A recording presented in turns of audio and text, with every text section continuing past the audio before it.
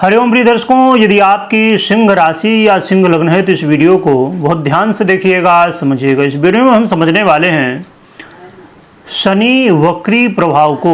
शनि देव 13 जुलाई 2025 को वक्री होने जा रहे हैं और 28 नवंबर 2025 तक ये वक्री रहेंगे। लगभग 139 दिनों तक वक्री अवस्था में रहेंगे। तो ये हमें अच्छा बुरा क्या प्रभाव देंगे, क्या उपाय करने हैं, ये हम सब कुछ डिटेल में समझेंगे। और एक और महत्वपूर्ण बात है कि शनिदेव वक्री हो रहे हैं तो कुछ लोगों को ऐसा लग रहा है, ये थोड़ी भ्रम की स्थिति है कि शनिदेव वक्री होकर कुंभ में आ रहे हैं और कुंभ का भी वक्र अवस्था में फल देंगे, जो कि कुंभ राशि के अधिपति हैं। तो राशि के अधिपति होने की वजह से ये फल देंगे, परंतु वक्र अवस्था को प्राप्त होंगे, परंतु मीन में ही वक्र रहने वाले हैं, ना कि कुंभ में आने वाले हैं।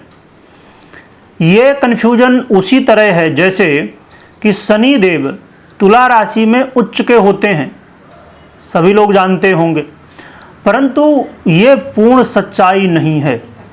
पूर्ण सच्चाई क्या है कि शनि देव तुला राशि पर उच्च के तो होते हैं, परंतु 20 अंश तक ही उच्च के होते हैं। उसके बाद 21 से लेके 30 अंश तक ये मित्र अवस्था में रहते हैं, मित्र अवस्था का फल देंगे, और 20 अंश तक उच्च अवस्था का फल देंगे।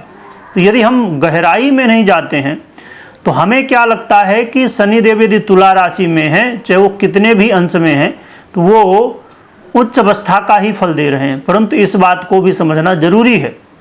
इसी तरह इसमें थोड़ा सा हम डिटेल में समझते हैं शनिदेव की स्थिति को, जिससे ये क्लियर हो सके कि शनिदेव कुंभ में नहीं आने वाले, मीन में ही रहेंगे।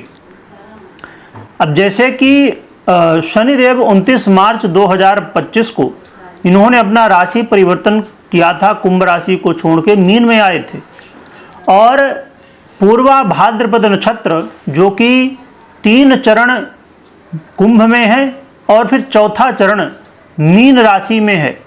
और वर्तमान में शनिदेव उत्तरा भाद्रपद नक्षत्र में गोचर कर रहे हैं, जो कि स्वयं इनका है, और चारों चरण उत्तरा भाद्रपद के मीन में ही हैं, और रेवती के भी चारों चरण मीन में हैं।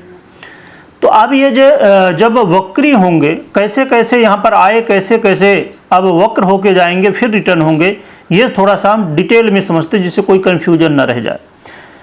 29 मार्च को पूर्वा भाद्रपद के चतुर्थ चरण में आके मीन राशि में गोचर करना इन्होंने शुरू किया।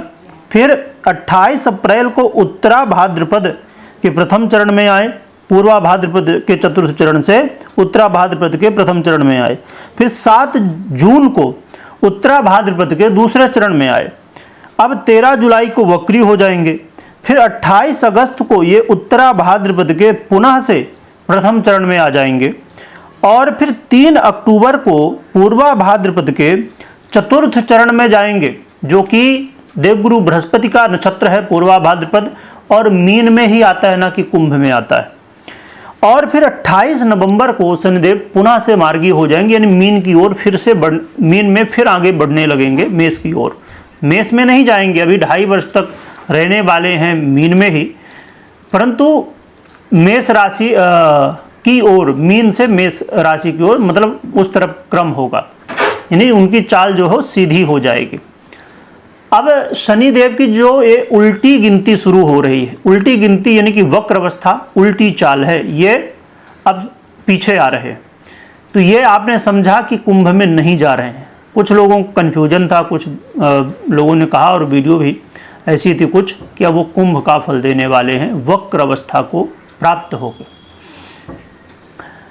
एक छोटा सा एग्जाम्पल और समझते हैं, मुझे लगता क्लियर हो गया, फिर भी कुछ लोगों को हो सकता कन्फ्यूजन। जैसे अब हम तुला की पुनः से बात करें, तुला में यदि शनिदेव होते मीन की जगह और वक्री होते, परंतु कन्या राशि में नहीं जाते, तुला में ही रहते, तो ये फिर कन्या का फल नहीं देते। अभी देंगे फल, क्योंकि राशि के अधिपति हैं कुंभ के, परंतु वक्री की वजह से नहीं। तो मुझे लगता है कि पूरी तरह क्लियर हो चुका होगा। अब हम आगे बढ़ते हैं कि हमें फल क्या देने वाले हैं। ये कैलकुलेशन मैंने जो बताई, तो जो ज्योतिष प्रेमी हैं उनके लिए तो बहुत अच्छी है, पर जिन्हें खाली फलादेश समझना, उन्हें लग रहा होगा कि आप फलादेश ही क्यों नहीं बता रहे सीधे। और यही रीजन होता है, जब हम किसी विषय को गहराई से नहीं समझते तो बस हमें लगता है कि हाँ वक्री हुए यानी कि कुंभ का फल देंगे। चलिए, शनिदेव देखा जाए तो वर्तमान में मीन में गोचर करते हुए सिंह वालों के अष्टम भाव में गोचर कर रहे हैं, और षष्टम और सप्तम भाव का आधिपत्य इनके पास है, इनकी राशियां हैं दोनों। और ये अपनी दृष्टि से आपके कर्म भाव, आपके द्वितीय भाव और आपके पंचम को भी प्रभावित कर रहे हैं। एक चीज़ और भी जल्द होने वाली है जो कि हम डिटेल में समझेंगे आने वाले समय में। मंगल भी अब शनि देव के साथ सम सप्तक में आने वाले हैं, इसलिए आगे क्या प्रभाव होगा ये तो हम मंगल के स्थिति का आगे समझेंगे। पर अब वर्तमान में ये कि वक्री अवस्था का क्या फल है। इस समय आपको अपने काम काज को लेके सतर्क रहिए। और अष्टम भाव दुखों का भाव है, समस्याओं का भाव है, तो इस समय समस्याएं जीवन में बढ़ जाएंगी। घर परिवार में कलह का माहौल बन सकता है। आपके वाणी द्वारा कुछ ऐसे शब्द निकल सकते हैं जिनकी वजह से समस्याएं जीवन में देखने को मिले या वाद विवाद हो। संतान को लेकर चिंताएं, विद्यार्थियों के लिए चिंताएं बढ़ेंगी, और जो लोग नौकरी करते हैं उनके लिए भी समस्याएं बढ़ने वाली। इसके अलावा यहाँ पर जब गोचर कर रहे हैं ढैया का भी प्रभाव है, तो जीवन में हर एक काम में कोई न कोई बाधा, कोई न कोई ऑब्जेक्शन आना शुरू हो जाएगा।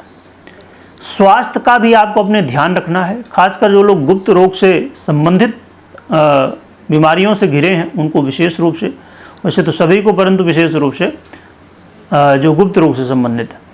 और शनिदेव का यहाँ पर गोचर करना, कई बार यात्राओं में समस्याएं, और कुछ लोगों को शराब इत्यादि जो बुरी संगतें हैं उनकी भी आदत लग जाती है।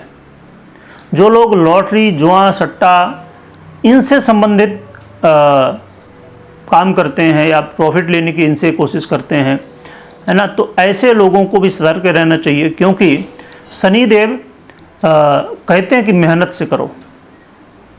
जो कि लॉटरी, जुआ, सट्टा सबकी अपनी स्किल है, परंतु ये पूर्ण रूप से इसे नहीं माना जाता है हाँ ये कर्म रूप से करके, और एक मेहनत है, वो कर्म सीधा कहते हैं। तो इसलिए आप इस चीज़ का ध्यान दीजिए कि आपको इन सब कामों से बचना है, और पहले से प्लानिंग कर लेनी है आपको कि अब समस्याएं आने वाली हैं, कामों में रुकावटें आने वाली हैं, फाइनेंशियली प्रॉब्लम भी होने वाली है। तो इसके लिए तैयार रहना होगा, खासकर नौकरी के लिए, जॉब के लिए। तो आप इन सब चीज़ों के लिए तैयार रहिए कि कैसे इनसे निपटा जा सकता है। इसके लिए क्या उपाय कर सकते हैं हम, और उपाय हम जानेंगे, परंतु उससे पहले हम एक बात और भी समझ लें जो कि बहुत ज़रूरी है कि आपकी कुंडली में शनिदेव की स्थिति क्या है। शनिदेव यदि अच्छी स्थिति में है तो ये समस्याएं कम मात्रा में देखने को मिलेंगी, परंतु यदि पीड़ित हैं, अच्छी स्थिति में नहीं है, तो समस्याएं ज़्यादा देखने को मिल सकती हैं। और पता चला दशा अंतरदशा भी उनकी चल रही हो तो उसी के अनुसार कम और ज़्यादा फल अच्छी या बुरी स्थिति में मिलेगा। और शनिदेव यदि आपकी कुंडली में इन्हीं नक्षत्रों पर, क्योंकि उत्तरा भाद्रपद और पूर्वा भाद्रपद के प्रथम चरण में इसमें गोचर करेंगे और कर रहे हैं, तो और भी प्रभाव देखने को मिलेंगे जैसी वो स्थिति में होंगे, अच्छा या बुरा। और हमेशा अपनी पर्सनल कुंडली विश्लेषण करने या करवाने के बाद ही निर्णय लें कि वो कैसा फल देंगे।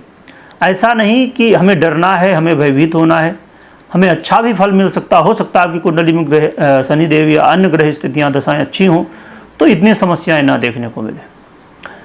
और क्या उपाय करें, तो ओम सम शनिश्चराय नमः या शनि के अन्य मंत्रों का जप कर सकते हैं। हनुमान जी की आराधना करिए, हनुमान चालीसा का पाठ करिए, और हनुमान जी के दर्शन कर सकते हैं, सिंदूर चढ़ा सकते हैं, सुंदरकांड या रामायण पाठ कर सकते हैं, जो भी आप कर सकते हैं आप करें। और बहुत ही अच्छा अवसर है, श्रावण प्रारंभ हो चुका है, तो श्रावण में भोलेनाथ की आराधना करें, जिससे सभी ग्रहों की अनुकूलता मिलती है। तो रुद्राभिषेक इत्यादि आप कर सकते हैं, जिससे आपके जीवन में बेहतर स्थितियाँ बने। तो ये उपाय आप कर सकते हैं। वीडियो देखने के लिए बहुत बहुत धन्यवाद।